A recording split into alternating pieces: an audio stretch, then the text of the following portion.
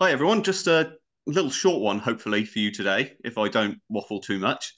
Um, I've been looking at a few names throughout the ages. If you've been following, you will see that I regularly have been talking about the family of Glewis of Glewissing, and ultimately I've sort of come back to this idea from Geoffrey of Monmouth about Gloucester being named after the Emperor Claudius.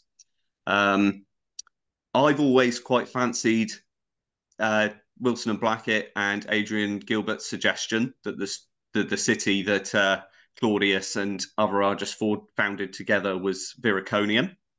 Uh, Viriconium being the city of Gwyredd, and this is sort of best shown through sort of the name Wiri or the Russian modern Russian equivalent for George, which is Uri. So you get that same sort of sound.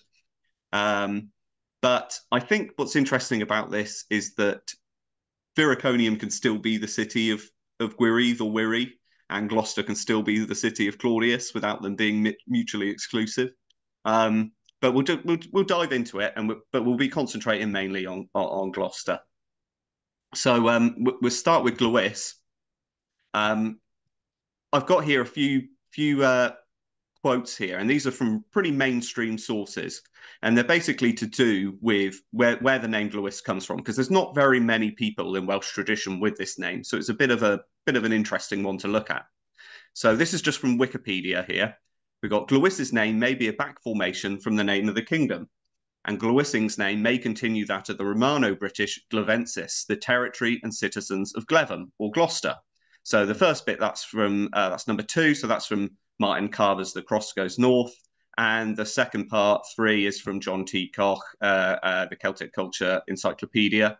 These are I tried to find the exact quotes to see if there's any more evidence with it, any more ideas. But these are quite big reference works and not very easily available, unfortunately.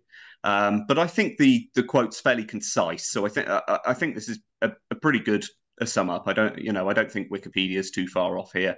And then from third one from the Welsh Classical Dictionary, Peter Bartram's, the name Glewis is equivalent to Glevensis, a man from Glevum. So although they're not identical, they are making a very strong link between the name of Gloucester, Glevum, and the name of Glewis. Nice. So we're going to move on. So this is from Geoffrey. That's Genuissa, the daughter of Claudius. Beauty was such that everyone that saw her was filled with admiration. Once she had been united with him, that's Arviragus, in lawful marriage, she inflamed the king with such a burning passion that he preferred her company to anything in the world. As a result of this, Arviragus made up his mind to give some special mark of distinction to the place he had married her. He suggested to Claudius that the two of them should found there a city which should perpetuate in times to come the memory of so happy a marriage. Claudius agreed and ordered the town to be built, which should be called Caer Glau, or Gloucester. Now, Geoffrey is obviously seen often as just an expansion of Nennius. So Nennius mentions the sort of dealings between Arviragus and Claudius as they went backwards and forwards, fighting with each other and coming to agreements, and backwards and forwards for a while before Gloucester was built. But there's no mention of the naming of Gloucester. So this is generally assumed to be an invention of Geoffrey. Okay. So I've just sort of split it down. The most basic points we've got: Lewis's name could be a back formation of the kingdom, that it's a continuation of Glevensis or the people of Gleven, that Glewis is equivalent to Glevensis, and also I got rid of the extra fluff. Claudius agreed to order a town to be built which should be called Caer Glau or Gloucester. That's the important bit. The circumstances in which it happened might be different, but this is the sort of this is the meat and bones of it. This is the important part of it, right? Now, what I would argue, although it seems very different, is that these two statements here, these very mainstream interpretations of these names, actually supports Geoffrey of Monmouth's claim here. And it supports it without being influenced, without using references from Geoffrey of Monmouth or from Welsh tradition that could have followed. Something entirely outside of Welsh tradition. So it can't be said to be influenced or by Geoffrey. Okay. Yeah. Right. So let's move on another one. So these are just looking at some names of Gloucester. So just from Wikipedia, Gloucester's name in modern Welsh, while recognising the presence of the Roman fort, Caer Loy is a compound of Caer, meaning fort, stronghold, castle, and Loy, a lenition of gloy, as it would have been pronounced by many speakers, meaning bright, shiny, glowy. I imagine we probably get the modern English glowy from gloy in Welsh. On Wikipedia it says we get it from the the Germanic gluey or something like that, but the English glow is so much closer to gloy, it must come from the Welsh, really. Yeah. So yeah, here we've got the Latin ones on the left. We've got Glevum here and Glauvia, and we've got Colonia Nervia Glevensium. So this bit only really was added in 92 AD. So the town was founded in the time of Claudius, around 43, 44, something like that. Okay. 43 to 45, around that period. But it only became a colonia in 92, something like that, under the Emperor Nerva. So that's where this name comes from. So this is a later addition to the name, only 50 years or so, but still. But it was occasionally called Glauvia, as you say, and obviously Glevum we've come up. And then in Welsh we've got Caer Glau. This has been Latinized to Claudia Castra. So there's definitely a link in Welsh tradition between Claudius and this Glau name. Yeah. And then with Saxa, we've got Glywen or however you want to pronounce Glywen or whatever. And then obviously the modern day Gloucester. All right. Yeah. So we look at this dour bugger. Doesn't look like a very happy chap. Tiberius Claudius Caesar Augusta Germanicus, also known as Claudius I, invading Britain 43 AD. In the Pros Brutes, he's known as Gloy Caesar. So we've got a link there to Caer Gloy. But as I say, I'm going to try and go a route which doesn't involve Welsh tradition or Geoffrey of Monmouth. And I've just put at the bottom here this name Claudius. Now, Claudius, I've just put the Wikipedia link there, just to show that Claudius is an accepted form of Claudius in Latin. Okay. There's some sort of ideas, it's on the Wikipedia page, so you can have a look yourself, but there's some ideas that this spelling is like a more plebeian version. What, sorry? A plebeian, so Yeah. not posh. Yes, yeah. But there are plenty. If you look at the names of the people who've used this name, there's quite a few posh Latin people with this name.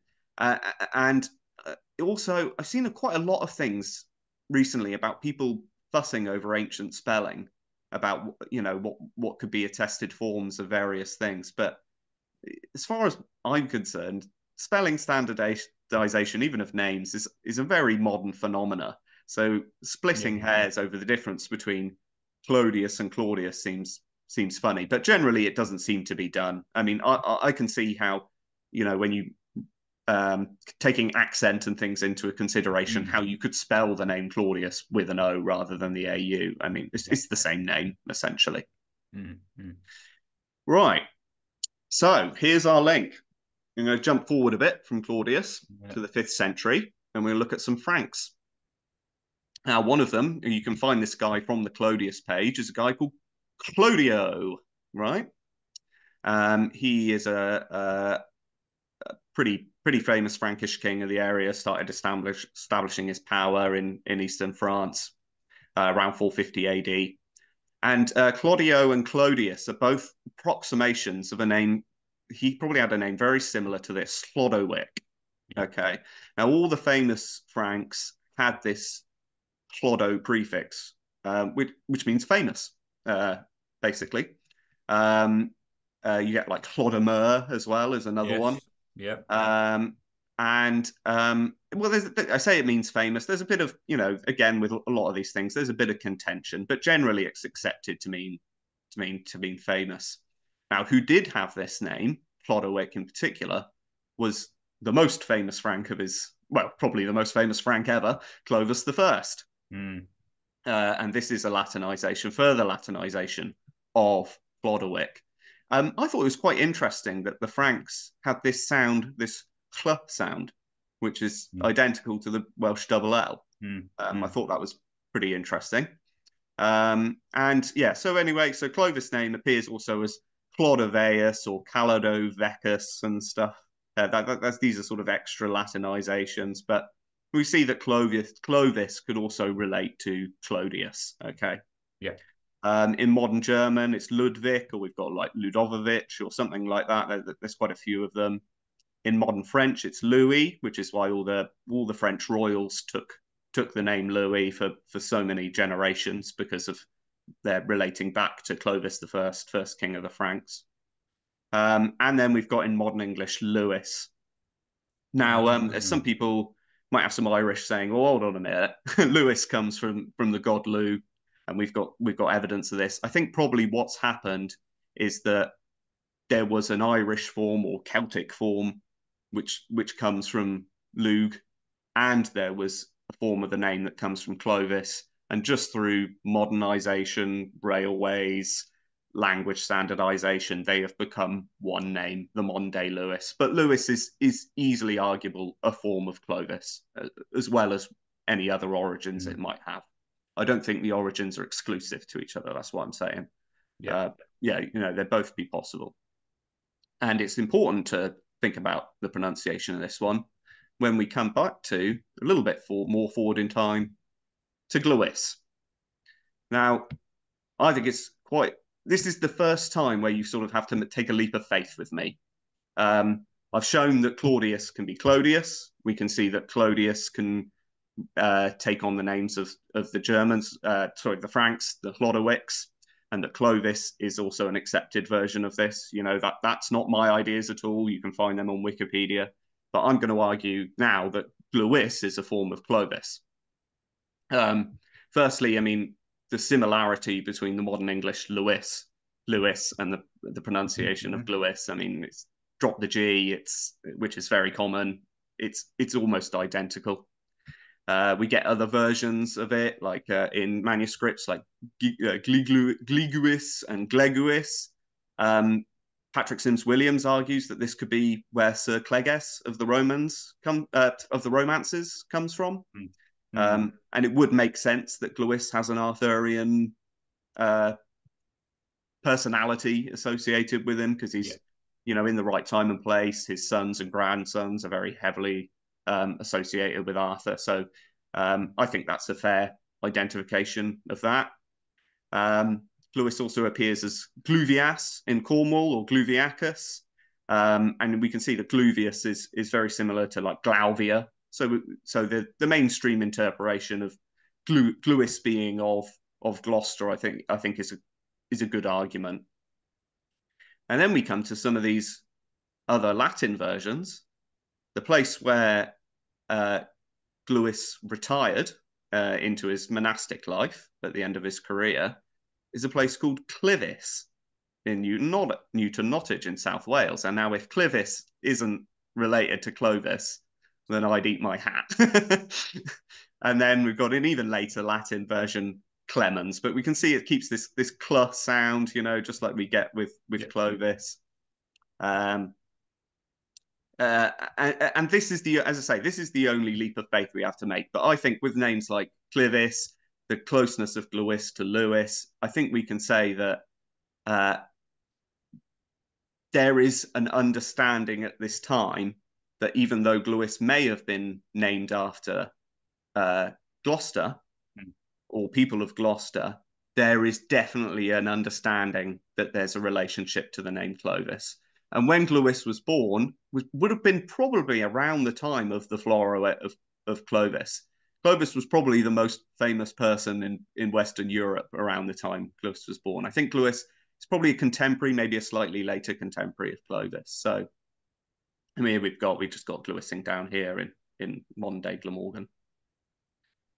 So just to wrap up, we've got these four names here: Claudius, Clodius, Clovis, Glewis. We can show, or I've shown, a link between all of these names. And then, of course, when we get to Glewis, we get Glevum, which takes us right back to Gloucester. So outside of Welsh tradition, outside of Geoffrey of Monmouth, we can make links between the name of the city of Gloucester and the name Claudius. As I say, without having to link it back to Geoffrey of Monmouth. That's absolutely brilliant. Yeah. Right? Yeah. Okay. There we go. And I just like one more point is that there are several people in Welsh tradition called Gloy who are accredited with the founding of Gloucester. Claudius being one, the son of Claudius, Gloy, being another one, and then a couple more. And I don't think it really matters which one it is, but I think it's important to show there is an association between the name Gloy and the name Claudius that lies outside of Welsh tradition and outside of Geoffrey of Monmouth. Cool. Excellent. Yeah, it'd be great to hear what you think of that, folks. And we'll catch you later. Cheers, folks.